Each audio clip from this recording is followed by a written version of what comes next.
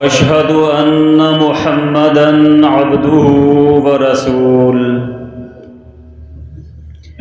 ومن يطع الله ورسوله فقد رشد واهتدى ومن يعص الله ورسوله فقد ضل وغوى.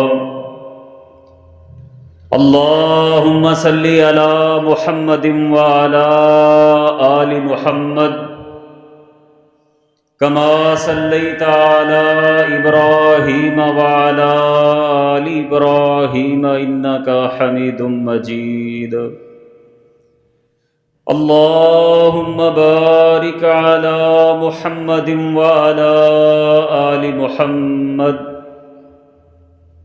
كما باركت على إبراهيم وعلى آل إبراهيم إنك حميد مجيد. اللهم رب اشرح لي صدري ويسر لي أمري واحلل عقدة من لساني يفقهوا قولي. اللهم رب زدني علما رب زدني علما رب زدني علما. أعوذ بالله السميع العليم من الشيطان الرجيم. بسم الله الرحمن الرحيم. اليوم أكملت لكم دينكم وأتممت عليكم نعمتي ورضيت لكم الإسلام دينا. صدق الله العظيم. لائق صد تکریم حضرات گرامی قدر، اللہ عز و جل کا بے حد شکر ہے جس خالق کائنات نے 223 6 جنوری 2023 کا پہلا جمعۃ المبارک ہمیں بر وقت اپنے گھر میں ادا کرنے کی توفیق بخشی. اللہ سب کا آنا اپنی بارگاہ میں قبول فرمائے. اور یہ جو سال میں رب کے حضور صدق دل سے دعا گو ہوں، اللہ اس سال کو ہمارے لیے باعث برکت بنائے، بلکہ یوں کہوں ہماری زندگی کے بقیہ ماہ و سال اللہ خیر و عافیت والے بنائے، اور ہمارا خاتمہ بالایمان ہو، اور تب تلک ہمیں اللہ دنیا میں رکھے جب تک وہ ہم پہ راضی ہو، آخری سانس تک وہ ہمارا ساتھ دیتا رہے، اللہ ہم پہ راضی ہو جائے. درود و سلام امام الانبیاء، شمس الضحیٰ، بدر الدجا، والی بطحا، سید الرسل، سید الانبیاء، میرے اور آپ کے پیر و مرشد، رہبر و رہنما، امام کائنات حضرت محمد مصطفیٰ صلی اللہ علیہ وآلہ وسلم کی اعلیٰ عرفہ پاکیزہ ذات مبارکہ پہ. حضرات، میں نے آپ کے سامنے سورہ مائدہ پارہ نمبر 6 آیت نمبر 3 آپ کے سامنے تلاوت کی ہے، جس کا مطلب یہ ہے اليوم اکملت لکم دینکم واتممت علیکم نعمتی ورضیت لکم الاسلام دینا. الہ العالمین نے جو ہمیں دین اسلام عطا فرما دیا بطور نعمت، اور اس دین کو میدان عرفات میں خطبہ حجۃ الوداع دیتے ہوئے اپنی ناقہ اونٹنی پہ بیٹھ کے اللہ کے پیغمبر حضرت محمد مصطفیٰ لوگوں کو حج کے مسائل سمجھا رہے تھے، تب اللہ نے فرمایا الیوم اکملت لکم. یوم کے اوپر الف لام لگا کے یہ ثابت کر دیا کہ آج کے دن، صرف آج کے دن، اس سے پہلے نہیں.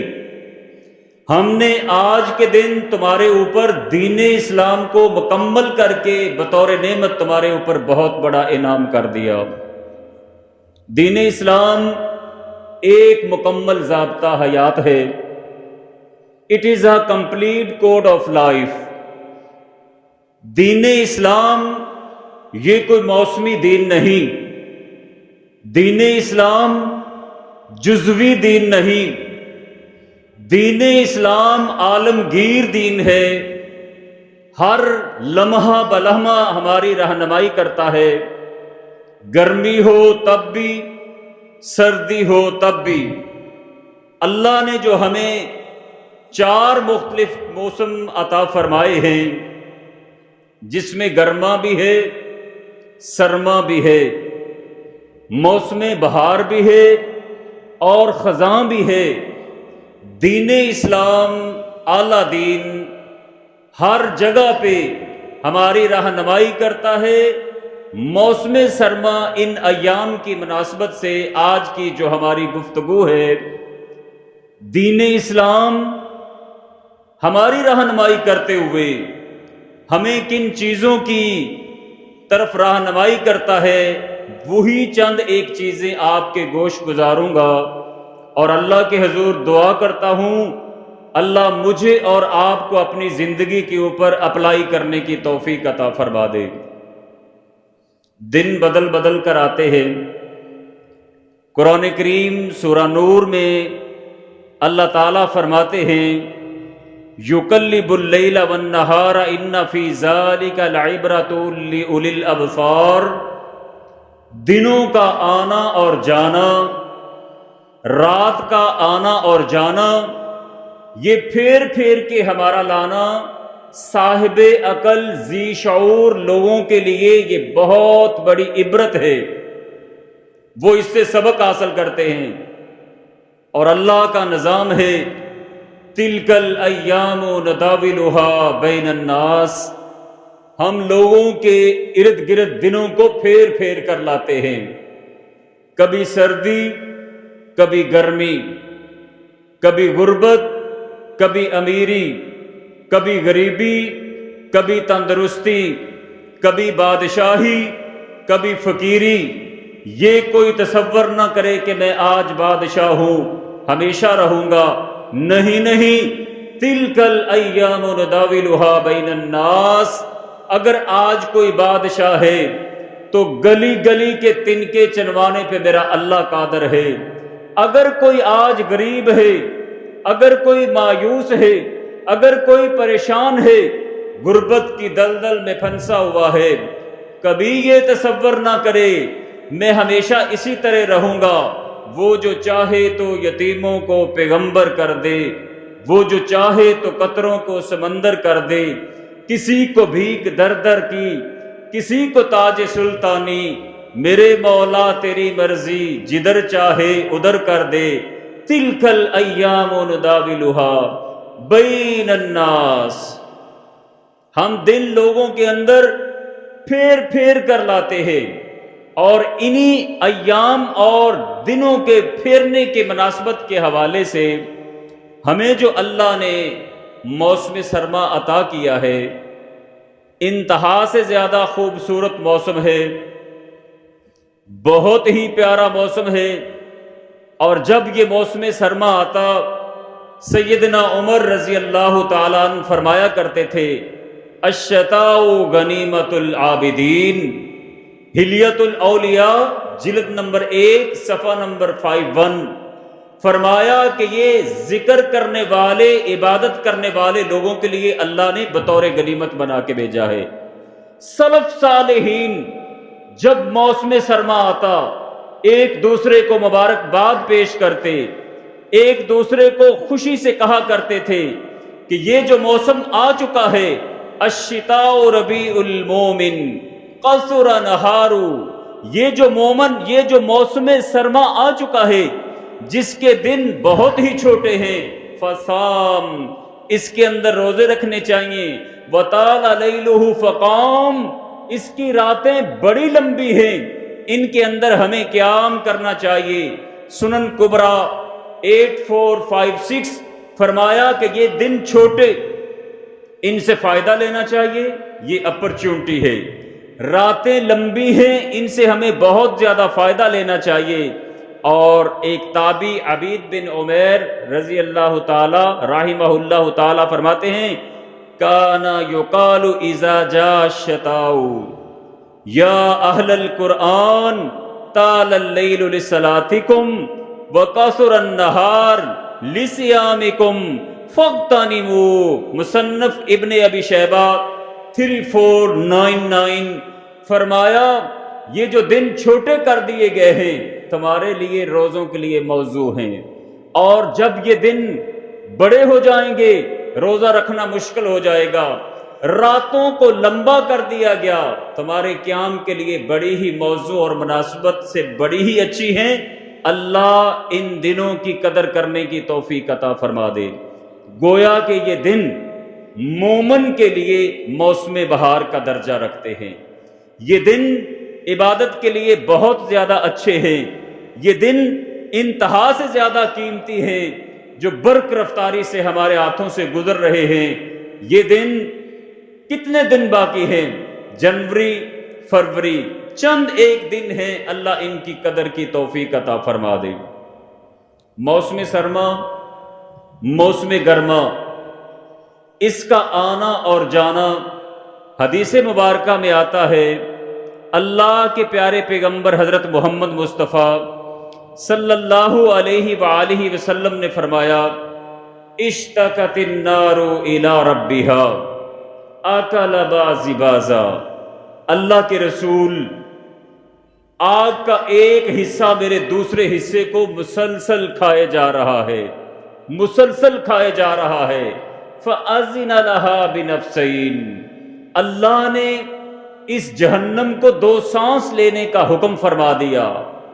ایک سانس موسم سرما کا سبب بنا، اور دوسرا نفس فی الشتاء، ایک جو سانس ہے وہ موسم سرما ہے، وَنَفْسٍ مِّنَ الزَّمْهَرِيرِ، اور جو دوسرا سانس ہے وہ موسم گرما بنا۔ حضرت محمد مصطفیٰ صلی اللہ علیہ وآلہ وسلم، یہ صحیح البخاری کے اندر 3260، اور یہی روایت مسلم کے اندر آئی ہے 615۔ اور مسلم کے حوالے سے ایک بات نوٹ کیجئے، سلف صالحین کا قول ہے، من کان فی بیتہ صحیح المسلم، جس گھر کے اندر صحیح المسلم کا نسخہ ہوگا، ففیہ یتکلم نبی محمد، جس گھر میں صحیح المسلم ہوگی اس گھر میں اللہ کا پیغمبر محمد مصطفیٰ کلام کرتا ہے، محمد مصطفیٰ کلام کرتا ہے۔ مسلم میں یہ روایت موجود ہے، نفس فی الشتاء و نفس من الزمہریر، ایک سانس موسم گرما کا سبب بنا اور دوسرا سانس موسم گرما کا سبب بنا۔ اور یہی روایت بخاری کے اندر موجود ہے 3260، بخاری کے حوالے سے سماعت کیجئے۔ بخاری، جس گھر کے اندر بخاری ہوگی، جتنی بھی مشکل ہوگی، اور جس مشکل اور کرب کے اندر بخاری شریف کی تلاوت کی جائے گی، ان صحیح البخاری ما قرئ فی بیتہ الا فرجت، جس گھر کے اندر بخاری ہوگی بخاری کی تلاوت کر دی جائے گی، جتنی تنگیاں مشکلات ہوں گی اللہ آسانیوں میں بدل دے گا، اللہ رحمتوں کا نزول فرما دے گا۔ اگر یہی بخاری کسی سواری کے اندر موجود ہو، کسی گاڑی کے اندر موجود ہو، موسیقی کے علاوہ وہ V8 گاڑیوں میں بیٹھ کر گھومنے والے اور میوزک سے اپنے دلوں کو سرور پہنچانے والے، اگر یہ سلف صالحین کا قول سن لیں، اگر کسی سواری کے اندر، یہ گاڑی کے اندر بخاری کا نسخہ موجود ہوگا، اس کی برکت سے اللہ اس کو مشکلات سے نکال دیں گے، کبھی اس کے ساتھ حادثہ ٹریجڈی نہیں ہوگی، کبھی بھی حادثہ نہیں ہوگا۔ مقدمہ صحیح البخاری کے اندر حافظ ابن حجر رحمہ اللہ تعالیٰ نے یہ باتیں نوٹ فرمائیں۔ اور ایک بات اتحاف النبلاء کے اندر لکھتے ہیں، ایک استاد اصیل الدین اپنے استاد محترم سے بات نوٹ کرتے ہوئے کہتے ہیں کہتے ہیں میں نے بخاری شریف 120 مرتبہ 120 مقاصد کے لیے پڑھی، جس مقصد کے لیے جب پڑھی اللہ نے وہ سارے معاملے آسان فرما دیے۔ کبھی میں نے اپنی ذات کے لیے پڑھی، کبھی میں نے دوستوں کے لیے پڑھی۔ اور یہاں پہ یہ کہنا چاہوں گا رمضان المبارک قریب ہے، مدارس کے اندر تکمیل صحیح البخاری ہونے والی ہے۔ مسائل اور مشکلات میں الجھے ہوئے مسلمانوں، جانا ان مدارس کے اندر جو بخاری کی تدریس کرتے ہیں ان سے درخواست کرنا، ان طلباء سے درخواست کرنا بخاری مکمل ہونے والی ہے، وہ دعا کر دیں گے اللہ تمہاری زندگی خوشیوں میں بدل دے گا، اللہ بدل دے گا۔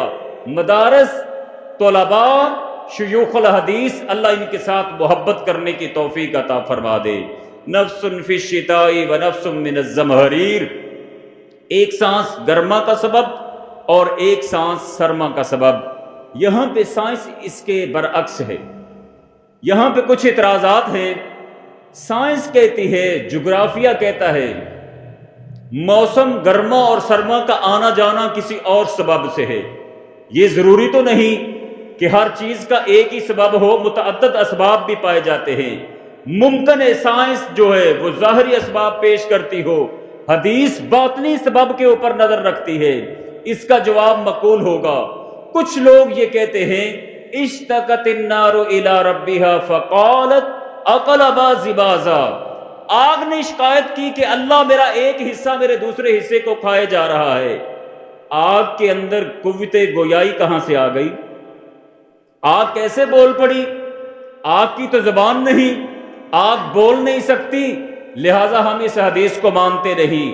وہ لوگ جو عقل پرست ہیں، جو حدیث کو عقل کے پیمانے کے اوپر پرکھنے کے عادی ہیں، وہ کہتے ہیں ہم اس حدیث کو نہیں مانتے کہ آگ بولتی نہیں۔ آؤ میں بتاتا ہوں آگ بولتی ہے کہ نہیں۔ سب سے پہلے آپ دیکھیے، ایک جانے والا آگ کے اندر جا رہا تھا، آسمان کے فرشتوں کے اندر ہائی جماعت میں ہلچل پڑ گئی، جانے والا جا رہا تھا، ہوا کا فرشتہ آیا، کہا حکم کیجئے میں اسی آگ کو اپنے پر سے اڑا کے جنہوں نے جلائی ان کے گھروں میں پھینک دوں، ان کے بچوں کو جلا دوں، گھر کو جلا دوں۔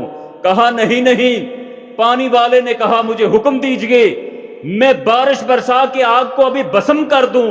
کہا نہیں، جس کے لیے جا رہا ہوں میری اگر ضرورت ہوئی تو مجھے خود بچا لے گا، خود بچا لے گا۔ ابھی اتنا تیقن تھا، اتنا توکل تھا، اتنا اعتماد تھا، اتنا بھروسہ تھا، آسمان سے آواز آئی قل یا نار کونی بردم وسلاما علی ابراہیم، اے آگ میرے ابراہیم خلیل کے اوپر، پھر لفظ بولا خلیل کے اوپر، میرے دوست ابراہیم کے اوپر ٹھنڈی بن جا، سرد بن جا، بردن و سلاما، اتنی بھی نہ ٹھنڈی ہونا کہیں اس کو سردی نہ لگ جائے، اس کے لیے جنت کے باغ بن جا۔ مجھے بتاؤ آگ کے شعلے جنت کا منظر پیش کرتے تھے کہ نہیں؟ بنے تھے کہ نہیں؟ اب آگ نے سنا ہوگا نا، جب سنا تو اس نے مان لیا، اگر سن سکتی ہے تو آگ بول بھی سکتی ہے، آگ بول بھی سکتی ہے۔ جب میرے رب کا حکم ہے، میرے نبی نے فرما دیا، میرا تو یقین جازم ہے، ہمارا ایمان کامل ہے کہ آگ بولی۔ کیوں بولی؟ اس لیے بولی کہ کہا اس نے وَمَا يَنْطِقُ عَنِ الْهَوَىٰ إِنْ هُوَ إِلَّا وَحْيٌ يُوحَىٰ، میں اس کی بات کر رہا ہوں، میں اس کی بات دہرا رہا ہوں جس کی انگشت کی پشت کے اوپر اگنے والا ایک ناخن آسمان کے چاند کی طرف اشارہ کرے، چاند ٹکڑے ہو کے زمین پہ آ جائے۔ میں اس کی بات کرتا ہوں جس کے نالین مبارک مدینہ کی دھرتی پہ لگ جائیں، رب کہہ دے لا اقسم بہذا البلد، میں قسم اٹھاتا ہوں جس جگہ کو مس کرے میرے محمد کا جوتا، میں اس جگہ کی قسم اٹھاتا ہوں۔ تو پھر اس کی زبان ہے وما ينطق عن الهوى ان هو الا وحی یوحى، میرے پیغمبر نے کہہ دیا قالت اقل بازی بازا، آگ بولی۔ ہم کیا ہے؟ ہمارے ہاتھ کیوں نہیں بولتے، پاؤں کیوں نہیں بولتے؟ یہ ہماری زبان کا لوتھڑا، ایک خون کا لوتھڑا ہے، ہماری زبان کا ٹکڑا کیوں بولتا ہے؟ اللہ نے اس کو حکم دیا ہے۔ لیکن ایک بات یاد رکھنا، سورہ یاسین کے اندر ہے، اللہ فرماتے ہیں کل قیامت والا دن ہوگا، زبان کے اوپر ٹھپا لگا دیا جائے گا۔ وَتَشْهَدُ أَرْجُلُهُمْ وَأَيْدِيهِمْ بِمَا كَانُوا يَكْسِبُونَ، پھر میرے اور آپ کے ہاتھ بولیں گے۔ اگر یہ ہاتھ کل قیامت کو بول سکتے ہیں تو آج آگ بھی بول سکتی ہے۔ اگر ہمارا جسم سارا نہیں بولتا، رب کے حکم سے زبان بولتی ہے، تو پھر آگ بھی بول سکتی ہے۔ اس کے متعدد اعتراضات ہیں اور متعدد جوابات ہیں، لیکن خلاصتاً یہ جو آگ ہے بولی، اور آگ نے شکایت کی گرمی اور سردی کا آنا جانا ان دو سانسوں کی وجہ سے ہے۔ یہ دو سانس جس کی وجہ سے موسم ٹھنڈا ہوا، موسم خوبصورت بنا، اور اس موسم سرما میں ان چھوٹے دنوں میں سب سے پہلے ہم کیا فائدہ لے سکتے ہیں؟ اللہ کے پیارے پیغمبر حضرت محمد مصطفیٰ، سب کہیے شوق سے صلی اللہ علیہ وآلہ وسلم، اگر یہ الشتاء غنیمت العابدین ہے، عمر فاروق رضی اللہ تعالیٰ عنہ کہتے ہیں کہ یہ مومنوں کا موسم بہار ہے، تو پھر اللہ کے پیغمبر نے فرمایا احب الصلاۃ اللہ تعالی صلاۃ داؤد، اللہ کو جو سب سے زیادہ نماز پسند ہے وہ حضرت داؤد نبی کی پسند ہے۔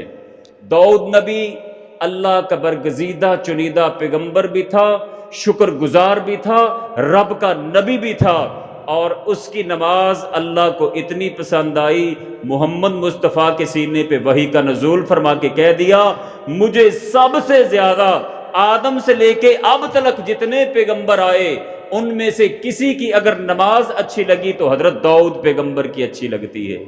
وہ نماز کیسی تھی؟ کیا کرتے تھے؟ کان ینام نصف اللیل، آپ رات کا آدھا حصہ سو جایا کرتے تھے۔ وَيَقُومُ ثُلُثَهُ، رات کا ایک تہائی حصہ جاگ جایا کرتے تھے۔ وَيُنَامُ سُدُسَهُ، پھر رات کا ایک حصہ، رات کا چھٹا حصہ سو جایا کرتے تھے۔ ہم اس کو ترتیب سے دیکھتے ہیں۔ اگر رات ہو 12 گھنٹے کی، کان ینام نصف اللیل، رات کا آدھا حصہ سوئے۔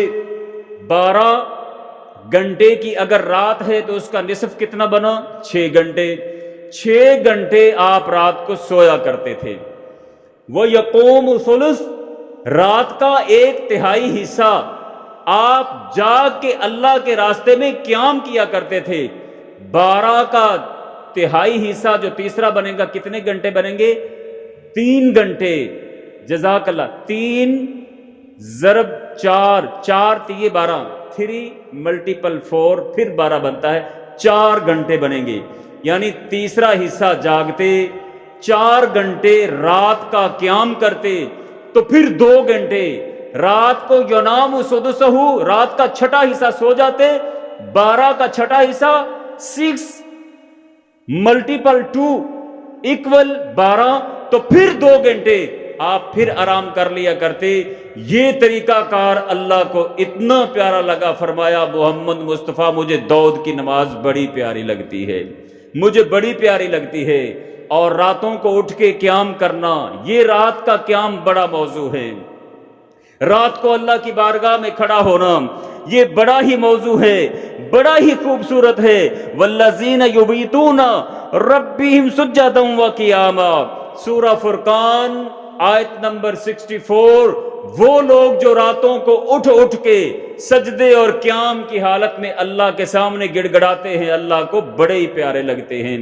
اور اللہ تعالیٰ نے سورہ سجدہ میں فرمایا، رب کائنات فرماتے ہیں تتجافى جنوبهم عن المضاجع يدعون ربهم خوفا وطمعا ومما رزقناهم ينفقون، وہ لوگ جو جفا کرتے ہیں، تتجافى جنوبهم، جفا کرتے ہیں، جفا کش جس کا مطلب ہے بستر کے ساتھ جفا کرتے ہیں، وفا نہیں کرتے۔ اور آدھی رات کو اٹھ کے مسجد میں آنا یہ اپنے نفس کے اوپر چھرا چلانے کے مترادف ہے، نہیں آیا جاتا۔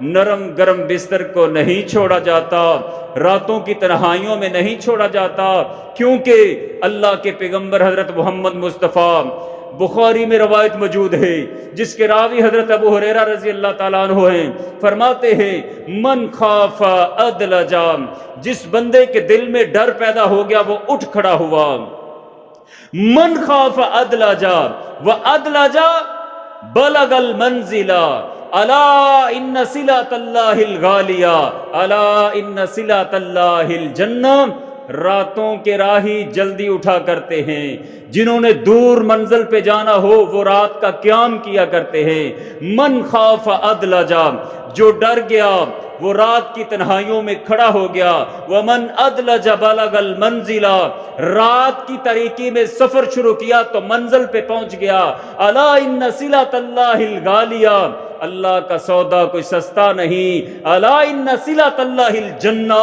اللہ کا سودا جو ہے وہ جنت ہے، اللہ ہم سب کو جنت عطا فرما دے۔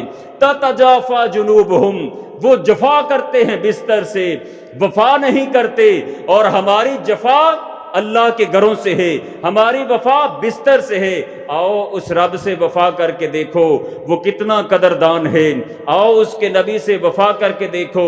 گاڑی کے پیچھے لکھنے والوں، صنم بے وفا، تمہیں کسی نے دھوکہ دے دیا، آؤ اس رب کے سامنے اس رب کے ساتھ وفا کرو، اس نبی کے ساتھ وفا کرو، بستر کے ساتھ جفا کرو، بچوں کے ساتھ جفا کرو، موسم کے ساتھ جفا کرو، گھر کے ساتھ جفا کرو، ٹی وی کے ساتھ جفا کرو، آؤ رب کے در پہ آؤ تو قدردان رب محمد مصطفیٰ کے ہاتھ میں ہاتھ دے کے جنت میں تمہیں محمد کی ہمسائیگی دے دے گا، کل قیامت کو عزت عطا فرما دے گا۔ تتجافا جنوبہم عن المضاجع یدعون ربہم خوفا وطمعا، وہ رب کو پکارتے ہیں خوف اور امید کے ساتھ۔ فرمایا جنت کہاں پہ ہے؟ جنت خوف اور امید کے درمیان میں ہے، یعنی رب کے ساتھ خوف رکھنا اور امید کی لالچ رکھنا جنت کی۔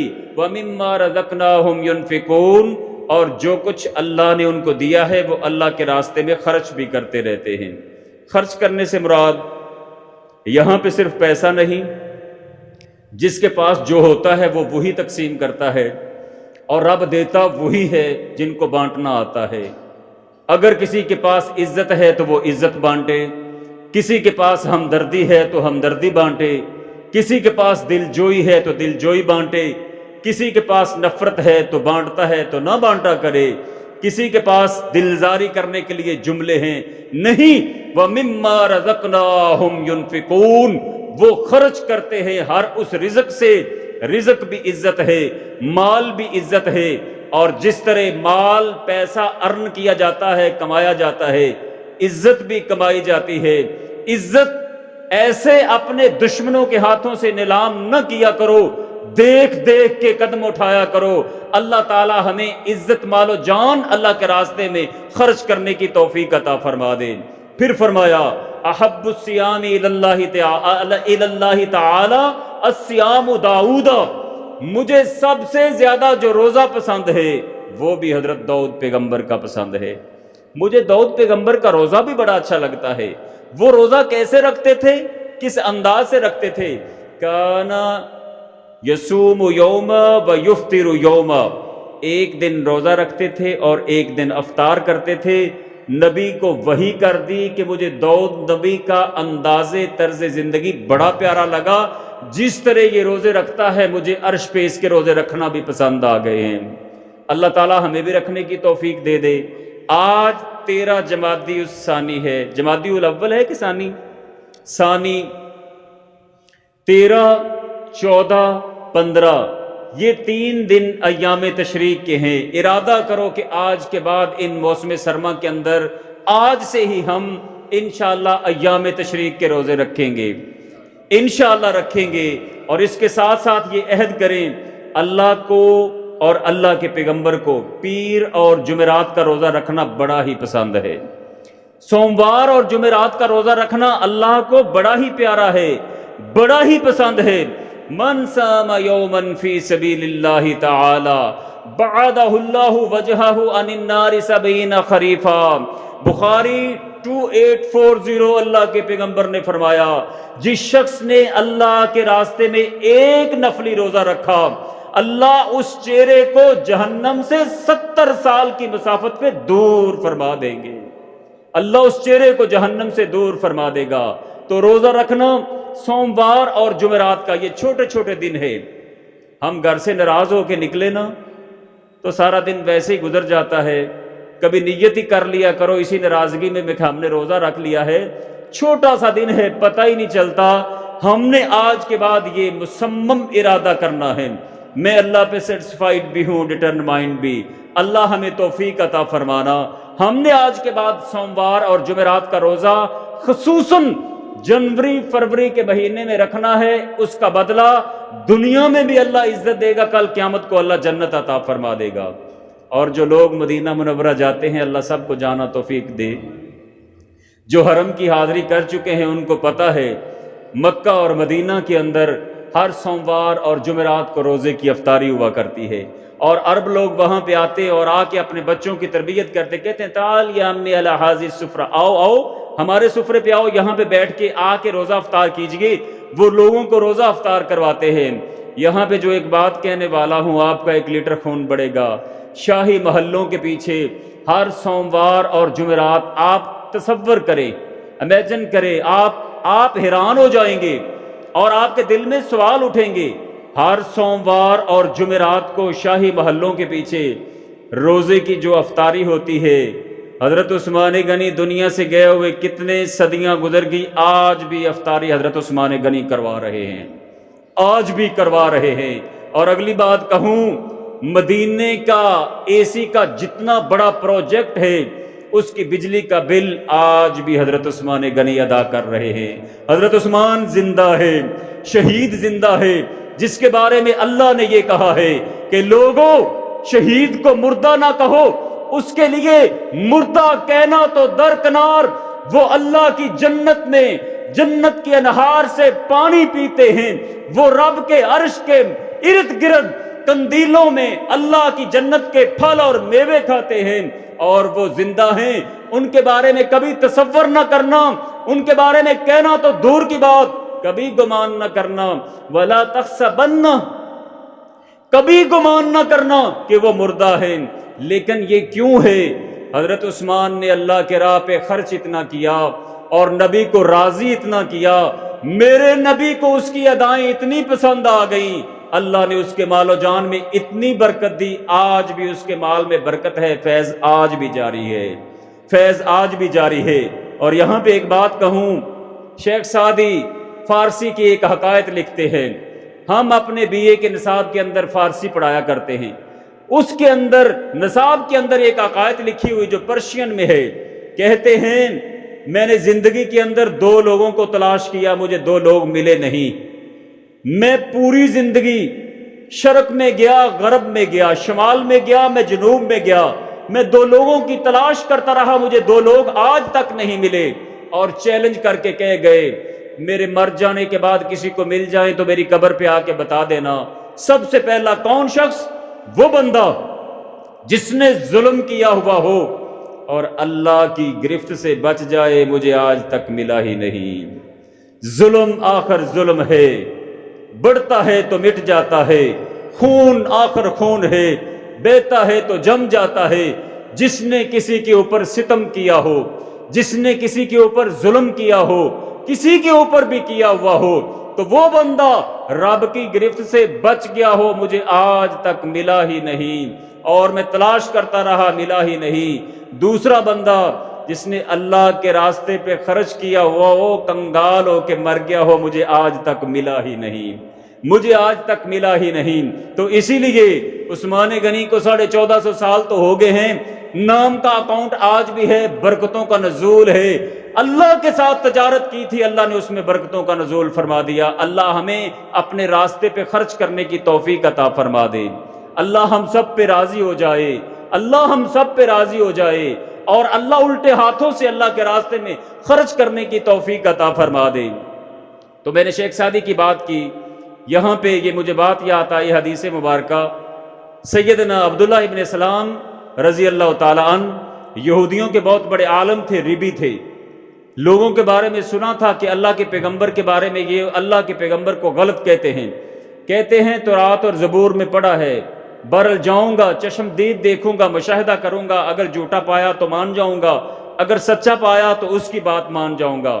چلے مسجد نبوی میں گئے، مٹھی بھر صحابہ اللہ کے پیغمبر کے پاس بیٹھے ہوئے تھے، اور رب کریم اپنے پیغمبر کے اوپر وحی کا نزول کر رہا تھا، اور اللہ کے پیغمبر کہہ رہے تھے افش السلام وَأَطِعِمُوا الطَّعَامَ وَصِلُوا الْأَرْحَامَ وَلِينُوا الْكَلَامَ صَلُّوا بِاللَّيْلِ وَالنَّاسُ نِيَامٌ تَدْخُلُوا الْجَنَّةَ بِالسَّلَامِ۔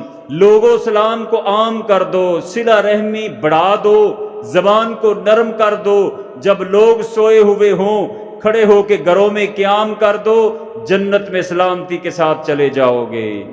اس دن فرماتے یہ حدیث پڑھ رہے تھے تو کہتے ہیں میں جب پہنچا ان وجہہ لیس بوجہ کذاب، جب میری پہلی ہی نظر محمد مصطفیٰ کے چہرے پہ پڑی تو میری زبان سے بے ساختہ نکلا اللہ کی قسم یہ نورانی چہرہ جھوٹا ہو سکتا ہی نہیں، اور فوراً کہہ دیا لا الہ الا اللہ محمد الرسول اللہ۔ کلمہ پڑھ کے مسلمان ہوئے، ان کے قبیلے کے کچھ لوگ آئے، آپ مسلمانوں کے پیچھے چھپ گئے اور اللہ کے پیغمبر کو کہتے ہیں کہ اے اللہ کے رسول آپ ان سے پوچھئے گا کہ میں کیسا ہوں۔ جب یہ بات کہی تو اللہ کے پیغمبر نے فرمایا کہ عبداللہ ابن سلام کیسے ہیں؟ کہتے ہیں سیدنا وابن سیدنا، وہ ہمارا سردار، ہمارے سردار کا بیٹا، بہت بڑا عالم، ربی تھے، یہودی کے عالم کو ربی کہتے ہیں، اللہ نے ان کو تورات زبور پہ مہارت دی ہوئی تھی، کہتے وہ سردار کا بیٹا ہمارا بہت بڑا عالم، کہتے ہیں اگر وہ اسلام قبول کر لے تو پھر کہتے اٹ از امپوسیبل، ممکن ہی نہیں کہ وہ اسلام قبول کر لے، تو اتنی دیر کو کھڑے ہو کے کہتے ہیں لا الہ الا اللہ محمد الرسول اللہ، کھڑے ہوئے تو سلام پہ دیا، کھڑے ہو کے کلمہ پڑھ دیا، وہ جلدی سے حیران ہوئے تو فوراً کہنے لگے ہم نے سیدنا وابن سیدنا نہیں کہا تھا، ہم کہتے ہیں سیدنا وابن سیدنا، کہنے لگے یہ ہمارا برا ہے، برے باپ کا بیٹا ہے، گندا ہے، اس کے پاس کچھ بھی نہیں، کچھ بھی نہیں۔ اللہ کے پیغمبر نے فرمایا یہ حدیث بیان کر لین الکلام، لوگوں زبان کو نرم کرو، اپنے لہجے دھیمے رکھو، لوگوں کے ساتھ محبت سے پیش آؤ۔ کبھی تصور کرنا تنہائی میں بیٹھے ہوئے ہوں، کوئی دشمن بھی ہو اس کے بارے میں سوچیں تو کبھی ایسا نہیں ہوتا کہ اس کی طرف سے کوئی تکلیف پہنچے، بلکہ خوشبو اور معطر بندہ ہو جاتا ہے، لیکن کبھی کبھی اپنوں کے بارے میں تصور اور خیالات میں چلے جائیں تو تیروں کی بارش ہو جایا کرتی ہے۔ اسی لیے فرمایا وَلِينُ الْكَلَامِ، لوگوں زبان کو نرم رکھو، اللہ نرم لہجے اپنانے کی توفیق عطا فرما دے۔ نبی گرامی حضرت محمد مصطفیٰ صلی اللہ علیہ وآلہ وسلم نے فرمایا موسم سرما بہت ہی خوبصورت ہے، موسم سرما کے اندر ہم یہ فائدہ نماز اور روزے کا لے سکتے ہیں۔ فتح مکہ کے موقع کے اوپر اللہ کے پیارے پیغمبر حضرت محمد مصطفیٰ آپ نے ایک وضو سے 5 نمازیں ادا فرمائی، ایک ہی وضو سے، ایک وضو سے۔ فلما کان یوم الفتح صلی الصلاۃ، آپ نے بے وضوء واحد، ایک وضو کے ساتھ 5 نمازیں پڑھی۔ جب پڑھی تو حضرت عمر فاروق رضی اللہ تعالیٰ عنہ کہنے لگے اللہ کے رسول آج آپ نے وہ کام کیا جو آج سے پہلے آپ نے کبھی بھی نہیں کیا۔ تو اللہ کے پیغمبر نے کہا میں نے اس لیے کیا کہ میری امت کے اوپر نرمی اور شفقت پیدا ہو جائے، میری امت کے اوپر آسانیاں ہو جائیں۔ تو بھائی اس کے لیے تو پریکٹس کرنا پڑے گی، ایک وضو کے ساتھ 5 نمازیں، خصوصاً ہوکے والے دوست، سگریٹ والے، اور وہ جو 555 کھاتے ہیں وہ کھانے والے، ان کا تو وضو رہ نہیں سکتا، لہٰذا اس کے لیے پریکٹس کرنی پڑے گی۔ اس سنت پہ بھی ہم نے عمل کرنا ہے، چھوٹا سا دن ہے، ایک وضو کے ساتھ ہم 5 نمازیں پڑھنے کی کوشش کریں گے، اللہ توفیق عطا فرمائے۔ یہاں پہ جب حضرت عمر فاروق نے سوال کیا، سوال جو ہوتا ہے وہ ذہانت کی دلیل ہوا کرتا ہے، اچھا سوال ویل اویئر بندہ ہونے کا ثبوت ہوتا ہے۔ جب اللہ کے پیغمبر نے یہ کہا کہ جس دن قیامت آئے گی قیامت کی ہولناکی کا منظر ہوگا، یہ دھرتی نہیں رہے گی، ساری دھرتی کو اللہ بدل دیں گے۔ بدلنے کے بعد یہ دھرتی نہیں ہوگی جس کے اوپر نہ کوئی گناہ ہوگا نہ کوئی زنا ہوگا۔ تو سیدہ عائشہ صدیقہ رضی اللہ تعالیٰ عنہ کہنے لگی، اللہ کے رسول، جس دن یہ دھرتی بدلی جائے گی تو پھر ہم سارے کہاں پہ ہوں گے؟ اللہ کے پیغمبر نے فرمایا، ہم سارے کے سارے اس وقت پل صراط کے اوپر ہوں گے۔ آدم سے لے کے میرے تک، نبی، اولیاء، شہداء، تمام میرے امتی، پوری کی پوری کائنات ساری کی ساری پل صراط پہ ہوگی۔ کچھ سوال اچھے ہوتے ہیں، ان کے جواب بھی اچھے ہیں، کچھ سوال اوٹ پٹانگ ہوتے ہیں، اللہ تعالیٰ ان سوالوں سے گریز کی توفیق عطا فرمائے۔ سیدہ عائشہ، حضرت عمر فاروق رضی اللہ تعالیٰ عنہ، ان کے سوال کے اوپر کتنا پیارا جواب ملا۔ رحیم پیغمبر نے کہا کہ میں نے امت کی شفقت اور نرمی کے لیے کر دیا۔ جس دن اللہ نے قرآن نازل کیا، قرآن نازل ہوا تو اللہ کے پیغمبر نے فرمایا، قرآن تو ایک لہجے میں ہے، میری امت کے مختلف لہجے ہیں، کیا کیا جائے؟ رب کے سامنے درخواست کر دی، وحی کا نزول ہو گیا، نزل القرآن علی 7 احرف، اللہ نے قرآن کو 7 لہجوں میں نازل فرما دیا۔ اس لیے فرما دیا میرے امت، میرے نبی کو امت کی فکر پڑی، اللہ نے ان کے اوپر آسانیاں پیدا فرما دی، آسانیاں ہی پیدا فرما دی۔ نماز تراویح کا معاملہ ہے، 3 دن پڑھی، اس لیے گھر چلے گئے کہیں فرض نہ ہو جائے، اور اس لیے فرمایا کہ میں نماز کے ساتھ، وضو کے ساتھ مسواک اتنا اہم ترین عمل ہے، اتنا اہم ترین عمل ہے، اگر میری امت پہ گراں نہ گزرے تو اس کو فرض کر دیا جائے، لیکن ان کی آسانی کے لیے بطور سنت چھوڑ دیا ہے۔ نبی نے ہر موقع کے اوپر ہمارے اوپر نرمی کی، ہر موقع پہ شفقت کی۔ اللہ اس پیغمبر کے درجات بلند فرمائے، اللہ اس کے روزے کی حاضری ہمیں نصیب فرما دے۔ نمبر 3، نبی گرامی حضرت محمد مصطفیٰ صلی اللہ علیہ وسلم نے فرمایا، الا ادلکم، تیسرا مسئلہ اس ٹھنڈے موسم کے اندر ٹھنڈے پانی کے ساتھ کراہت کے حالت میں وضو کرنا۔ آپ نے فرمایا، الا ادلکم، میں آپ کو ایسا عمل نہ بتا دوں، الا ما یمحو اللہ بہ الخطایا ویرفع بہ الدرجات، جس کے ساتھ تمہارے گناہ معاف کر دیے جائیں اور درجات کو بلند کر دیا جائے؟ تو صحابہ نے کہا، بلا یا رسول اللہ۔ ایک مرتبہ آپ نے کہا، الا ادلکم کنز من کنوز الجنہ، او میرے جان نثارو، جنت کے خزانوں میں سے خزانہ نہ بتاؤں؟ الا ادلکم ابواب من ابواب الجنہ، شہزادو جنت کے دروازوں سے ایک دروازہ نہ بتاؤں؟ صحابہ نے کہا، بلا بلا، کیوں نہیں یا رسول اللہ۔ اللہ کے پیغمبر نے جنت کے خزانوں میں سے ایک خزانہ بتایا، وہ لا حول ولا قوت الا باللہ ہے۔ اگر آپ کے گھروں میں مشکلات ہیں، لا حول ولا قوت الا باللہ کا تذکرہ، ذکر کر دو، اللہ مشکلات کو آسانیوں میں بدل دے گا۔ اور پیارے پیغمبر حضرت محمد مصطفیٰ، جب آپ اللہ کے پاس گئے، جب ملاقات کے لیے گئے، اللہ نے عرش کے خزانوں میں سے ایک خزانہ دیا۔ کون سا خزانہ تھا؟ سورہ بقرہ کی آخری آیات اللہ نے پیارے پیغمبر کو بہت بڑا تحفہ دیا۔ اس شہنشاہ نے بادشاہ کو اپنے پاس بلا کے سورہ بقرہ کی 2 آیات کا تحفہ دے دیا۔ اور حضرت علی رضی اللہ تعالیٰ عنہ فرماتے ہیں، جو بندہ ڈاکٹر ہے، انجینئر ہے، بادشاہ ہے، وزیر ہے، مشیر ہے، اگر وہ رات کو سورہ بقرہ کی 2 آیات آخری رکوع پڑھ کے سوتا رہے، وہ دنا ہی نہیں، وہ عقل مند ہی نہیں۔ جتنا مرضی اپنے آپ کو عقل مند سمجھ لے، وہ عقل مند ہے ہی نہیں۔ اللہ تعالیٰ اس کے اوپر عمل کی توفیق عطا فرما دے۔ الا ادلکم علی ما یمحو اللہ بہ الخطایا، میں ایسا عمل نہ بتاؤں جس کے ساتھ گناہ معاف کر دیے جائیں اور تمہارے درجات بلند کر دیے جائیں؟ ان بلندی درجات کی وجہ سے اللہ کے پیارے پیغمبر حضرت محمد مصطفیٰ، صحابہ نے کہا، بلا کیوں نہیں؟ تو آپ صلی اللہ علیہ وسلم نے فرمایا، اسباغ الوضوء علی المکارہ، ناپسندیدہ حالت کے اندر وضو کرنا، اور وضو بھی تسلی بخش کرنا۔ حضرت عبداللہ ابن عمر رضی اللہ تعالیٰ عنہ فرماتے ہیں، اللہ کے پیغمبر آئے، آ کے آپ نے وضو کیا، آپ نے تمام اعضاء کو ایک ایک مرتبہ دھویا۔ آپ نے فرمایا، اس کے بغیر نماز ہوتی نہیں۔ 2 مرتبہ دھویا، فرمایا یہ متوسط درجے کا وضو ہے۔ 3 مرتبہ دھویا، فرمایا یہ میرا وضو اور ابراہیم کا وضو۔ اس وضو کے بعد جس نے پڑھ دیا اشہد ان لا الہ الا اللہ، جنت کے 8 دروازے اللہ اس کے لیے کھول دے گا، جس سے چاہے جنت میں داخل ہو جائے، جس سے چاہے جنت میں داخل ہو جائے۔ فرمایا اسباغ الوضوء علی المکارہ، ناپسندیدہ حالت میں ٹھنڈے پانی کے ساتھ تسلی کے ساتھ وضو کرنا، اس کے بدلے اللہ اس کے درجات بلند کرتا ہے، زندگی کے گناہ معاف فرما دیتا ہے۔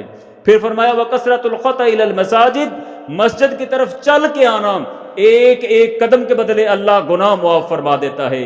وہ انتظار الصلاۃ بعد الصلاۃ، نماز کے بعد دوسری نماز کا انتظار کرنا، اس انتظار کے بدلے اللہ تعالیٰ اس کی زندگی کے گناہ معاف فرما دیتا ہے۔ فذالکم الرباط، یہ تمہارے لیے رباط ہے۔ رباط کی ڈیفینیشن یہ ہے، یہ تمہارے لیے پیرا ہے۔ مسلم شریف 251 اللہ کے پیغمبر نے یہ روایت بیان کر دی کہ جس نے اس پہ عمل کیا اللہ اس کو جنت کے دروازے کھول دے گا، اللہ جنت کے دروازے کھول دے گا۔ فرما دیا فذالکم الرباط، یہ تمہارے لیے رباط ہے۔ رباط کا مطلب کیا ہے؟ پہرا ہے۔ جس طرح بارڈر پہ ہمارے آرمی والے ہیں، فوجی لوگ، یہ جو پہرا دے رہے ہیں، تو ہمارے لیے پہرا کس چیز سے ہوگا؟ شیطان سے اور نفس سے۔ اللہ نے قرآن میں کہا ہے والشمس وضحاها، مجھے سورج کے چمکنے کی قسم، والقمر اذا تلاها، مجھے چاند اور چاند کے دمکنے کی قسم، واللیل اذا جلاها والنہار اذا جلاها، دن اور دن کے اجالے کی قسم، واللیل اذا یغشاها، رات اور رات کی سیاہی اور تاریکی کی قسم، والارض وما طحاها، مجھے زمین کی وسطوں کی قسم، والسماء وما بناها، آسمان کی بلندیوں کی قسم، ونفس وما سواها، وہ بندہ کامیاب ہو گیا جو نفس کے پیچھے نہ لگا، جو نفس کے پیچھے لگ گیا وہ خسارے میں چلا گیا۔ نفس انسان کا بہت بڑا دشمن ہے، شیطان بہت بڑا دشمن ہے، یہ میں پہلے بھی کہہ چکا ہوں۔ دشمن کے لفظ بھی 4 اور دشمن بھی 4۔ دال سے مراد دنیا، شین سے مراد شیطان، میم سے مراد مال، نون سے مراد نفس، یہ ہمارے دشمن ہیں۔ اللہ ان دشمنوں سے ہمیں بچنے کی توفیق عطا فرما دے، اللہ تعالی ہمارے اوپر رحم فرما دے۔ نمبر 4، اللہ کے پیارے پیغمبر حضرت محمد مصطفیٰ آپ صلی اللہ علیہ وسلم نے فرمایا رأیت النبی یمسح علی عمامتہ مسح علی الخفین۔ مغیرہ بن شعبہ فرماتے ہیں ان رسول اللہ صلی اللہ علیہ وسلم توضأ ومسح علی الجوربین، نبی گرامی حضرت محمد مصطفیٰ نے اپنے امامے کے اوپر مسح کیا، اپنی جرابوں کے اوپر، نالین کے اوپر مسح کیا۔ ٹھنڈے موسم کے اندر یہ اللہ تعالیٰ نے ہمیں رخصت دے دی، ہم اس سے فائدہ لے سکتے ہیں۔ اگر اس کی وضاحت میں جاؤں تو یہ بڑا لمبا ایک ٹاپک ہے، لہٰذا مختصر اتنا ہے، سردی کے موسم میں ٹوپی، امامہ، پگڑی کے اوپر اپنے جورب، نالین اور اس کے ساتھ ساتھ جو روئی سے بنی ہوئی ہر وہ شاپر کی طرح چیز جو ہمارے پاؤں کے اوپر ہوگی، ہم اس کے اوپر مسح کر سکتے ہیں۔ اللہ کے پیغمبر نے کیا اور اللہ نے ہمیں رخصت دے دی، اللہ اس رخصت سے فائدہ اٹھانے کی توفیق عطا فرما دے۔ نمبر 5، آپ نے فرمایا فَإِن لَّمْ تَجِدُوا مَاءً، اگر تمہیں پانی نہ ملے فَتَيَمَّمُوا صَعِيدًا طَيِّبًا، سورہ مائدہ آیت نمبر 6۔ اللہ کے پیارے پیغمبر نے فرما دیا کہ اس آیت کے مطابق اگر تجھے پانی نہیں ملتا تو پھر تم اس صاف مٹی سے تیمم کر سکتے ہو۔ تیمم کا طریقہ کیا ہے؟ سنن ابی داؤد اور ابن ماجہ میں تفصیلاً ہے، لیکن اشارتاً کہوں گا مٹی کے اوپر ہاتھ مارنا، یہ اللہ نے ہمارے اوپر آسانی فرمائی ہے، اللہ نے ہمارے اوپر رحم کیا ہے۔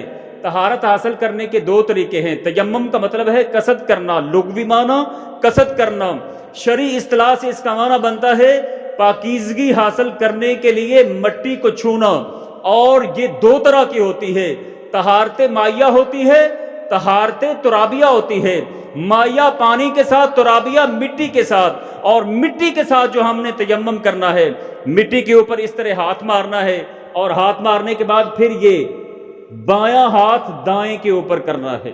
آپ حیران ہو جائیں گے کہ ابھی ہر کام تو پہلے دائیں طریقے سے کرتے تھے، دائیں جانب سے کرتے تھے، آج کیا ہو گیا کہ بایاں ہاتھ دائیں کے اوپر رکھ لیا ہے؟ تو یہاں پہ ایک سوال کرنا چاہوں گا، مجھے یہ بتائیے اللہ کے پیغمبر جب آپ کو جمائی آیا کرتی تھی آپ کون سا ہاتھ اپنے منہ میں رکھا کرتے تھے؟ بایاں کہ دایاں؟ بایاں۔ کچھ دائیں والے دوست ہوں گے، دایاں بھی رکھا تھا کہ نہیں؟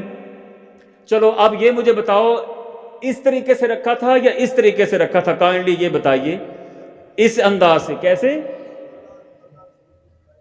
شکرن جزیل، بارک اللہ لکم ویمنحکم حیاتا طیبا لا زال مخروصا حرسہ اللہ تعالی یتولی اللہ منکم وحفظکم ودمتم۔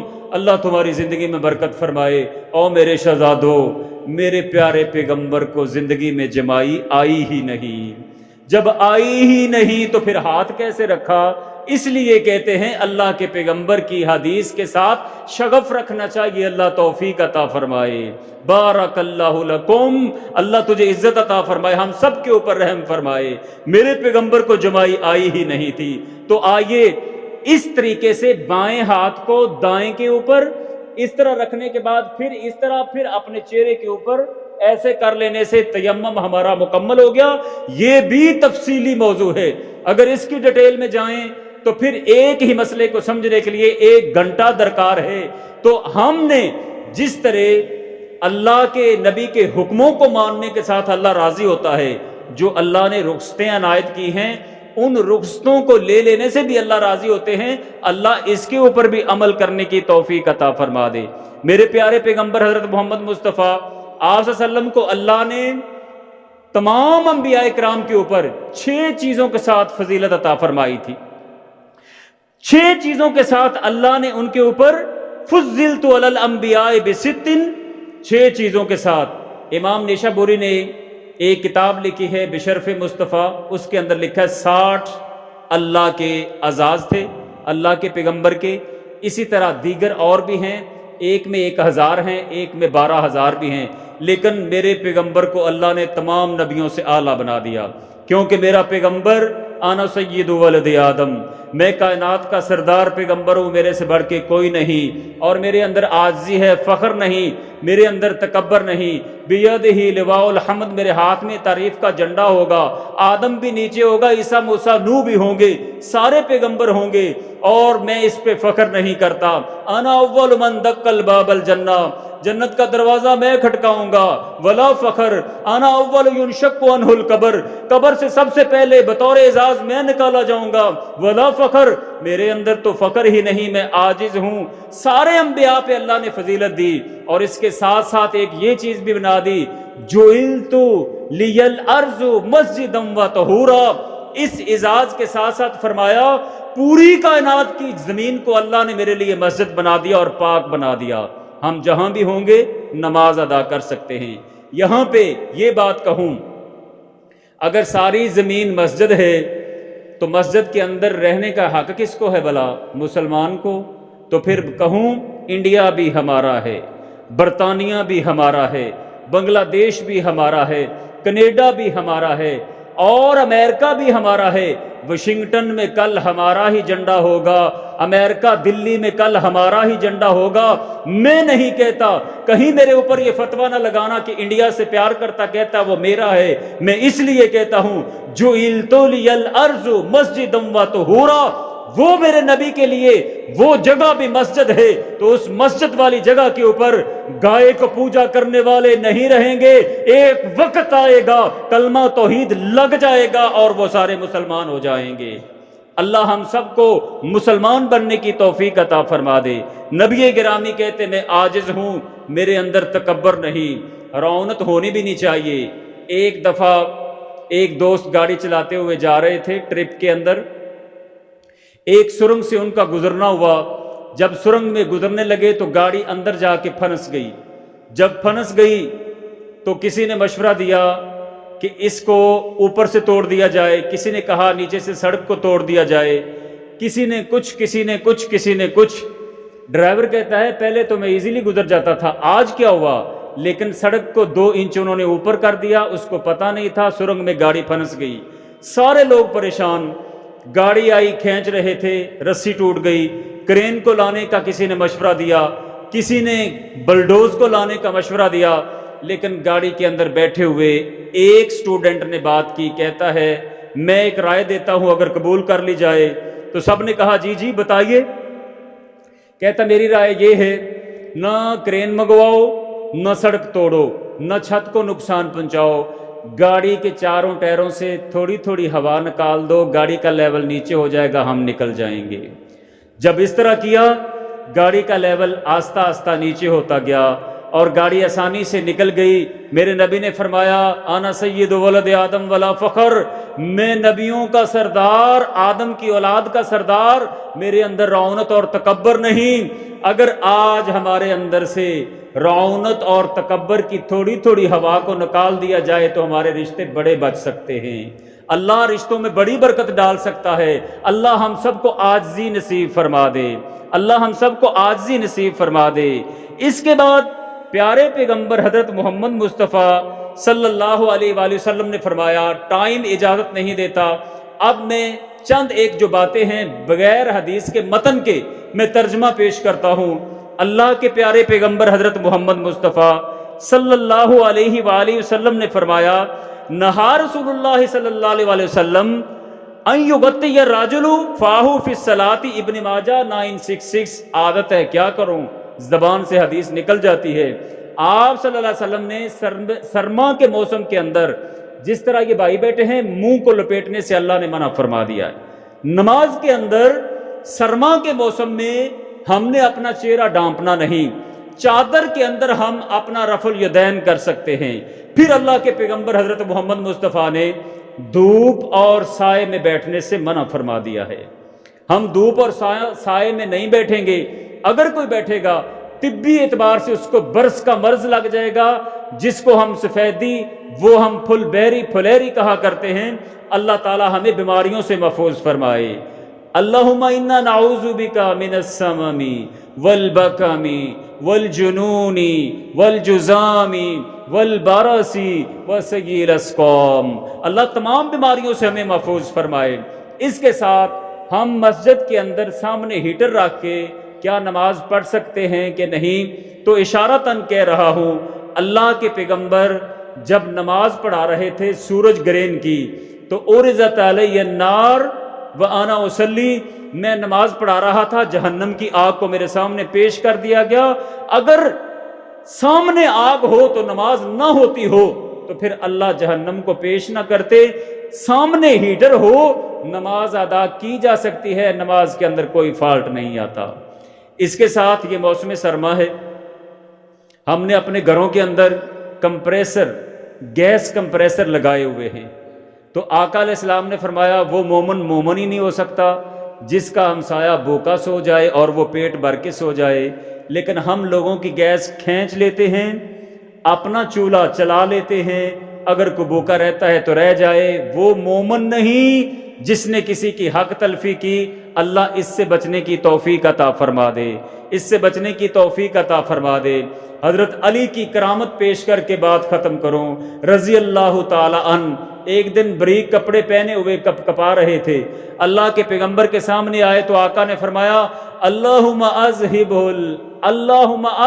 عنہ الحر والبرد، اللہ اس سے سردی گرمی کے اثرات کو ختم کر دے۔ تو کہتے ہیں فما وجدت حرا ولا بردا یومئذ، جس دن سے اللہ کے پیغمبر نے مجھے دعا دی میرے اندر سے سردی گرمی کا احساس ویسے ہی ختم ہو گیا، ویسے ہی ختم ہو گیا، ویسے ہی ختم ہو گیا۔ اللہ تعالیٰ نبی کے فرامین پہ عمل پیرا ہونے کی توفیق عطا فرما دے۔ 2023 2023 ہماری زندگی کا یہ سال کا آغاز ہو چکا ہے۔